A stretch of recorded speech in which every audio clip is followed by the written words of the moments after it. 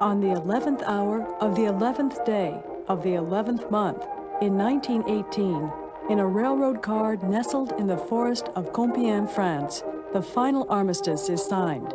The war is over. President Wilson arrives in France with his own idealistic 14-point plan that he hopes will serve as a blueprint for the post-war world. The plan includes a call for the end of secret diplomacy, freedom of the seas, elimination of trade barriers, arms reduction, and the right of nations controlled by European powers to political self-determination. His last point, which he views as a mechanism for achieving all the others, is an international League of Nations, a forum in which the nations of the world can settle their disputes without resorting to war. But the Allied leaders had other ideas.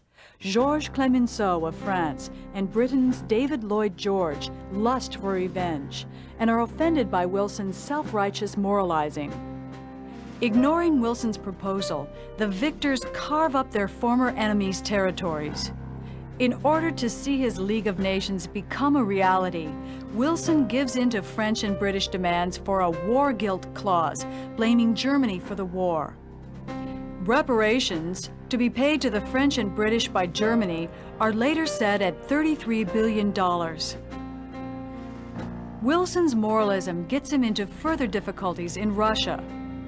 Opposed to Lenin's new order, the president joins other nations in an economic and naval blockade of the Soviet Union and sends U.S. troops to Russia to help overthrow the Bolsheviks.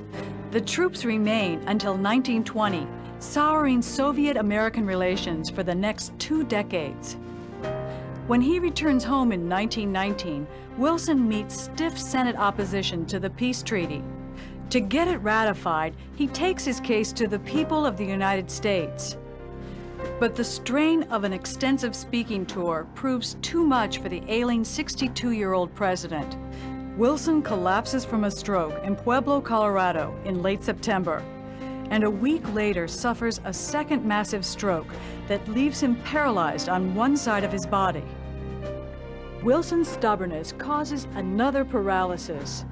The United States never does sign the Versailles Treaty or join the League of Nations. And by 1920, the nation is facing other, more immediate problems.